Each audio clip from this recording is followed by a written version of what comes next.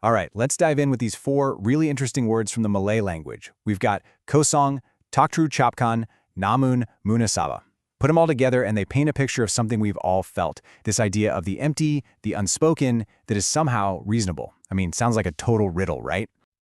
Yeah, exactly. How can silence, something that's literally empty and unsaid, actually make logical sense? Well, that's the big puzzle we're going to unpack together. We're going to take this whole phrase apart, piece by piece, and really get into a kind of communication that, goes way beyond just words.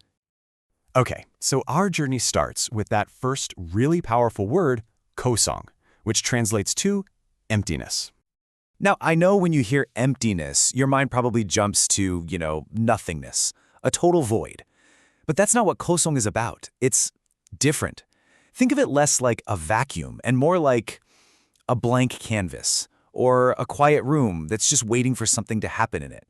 It's not an absence. It's a space that's ready and waiting to be filled with meaning. It's an active, kind of receptive kind of empty. Just think about it for a second. What gives a piece of music its rhythm, its feeling? A lot of the time, it's the pauses, right? The silence between the notes. And what makes a painting pop?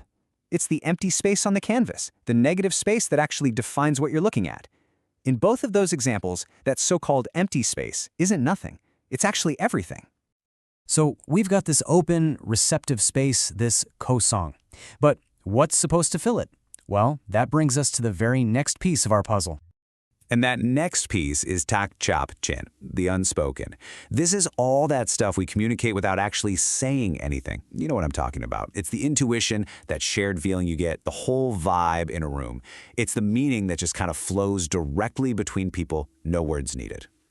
And really, at its core, this all comes down to a super simple human need. It's a baseline we're all looking for. We just want to understand each other.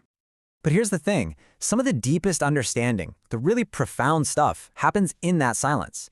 Think about a shared glance you give a friend across a crowded room, or that easy, comfortable silence you can have with someone you totally trust.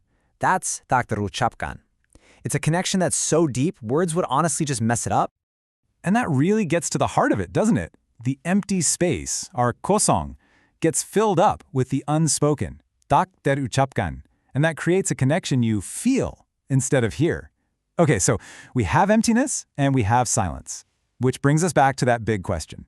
How on earth can that be logical? Right, and this is the big turning point. We're about to move from this kind of abstract, silent world and connect it, finally, to the world of reason and logic. So here you can really see the main conflict, right? On one side, you've got this silent void, that unspoken emptiness we've been talking about. And on the other, you have a logical conclusion. I mean, these two things feel like they're from different planets. So how in the world do you build a bridge between them? You build it with this word, namun. It basically means yet or but. This is our bridge. It's the pivot point. It's the word that tells us, hey, look at this a different way. It's saying, I know, this seems like a total contradiction, yet it makes perfect sense. And here we go. This is where we finally solve the puzzle. How that silent, unspoken feeling can actually be completely, 100% reasonable. Okay, so the most important thing to get here is that munasabah isn't about like mathematical proofs or a formal debate. It's a totally different kind of logic. It's human logic. It's the kind of reason that comes from a shared history with someone, from deep empathy, from those gut feelings you get. It's the conclusion that just feels right because based on everything that was left unsaid, it is. And honestly, you see this stuff everywhere. That knowing glance between friends that just screams, we need to get out of here. That's a perfectly reasonable conclusion based on unspoken cues, right? Or deciding to trust someone just based on a gut feeling. That can absolutely be munasabah. See, this isn't irrational. It's just a different kind of logic, one that's processed through our emotions and experiences. All right, let's put all the pieces together now and see how this whole idea of a reasoned silence actually applies in our own lives.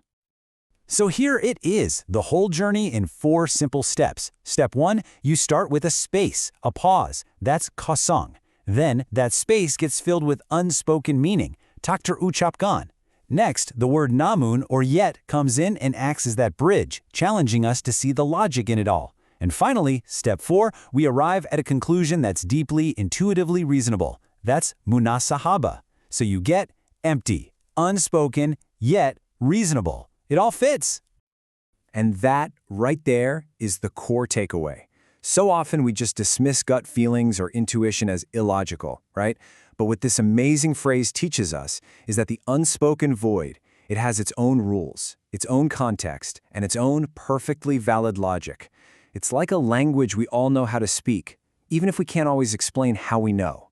So the next time you find yourself in one of those quiet moments with someone, or you're about to make a decision based on a gut feeling, just remember this whole idea. That emptiness? It's not empty at all. It's absolutely filled with a powerful, unspoken logic. So I'll just leave you with this one question to think about. What is your silence communicating?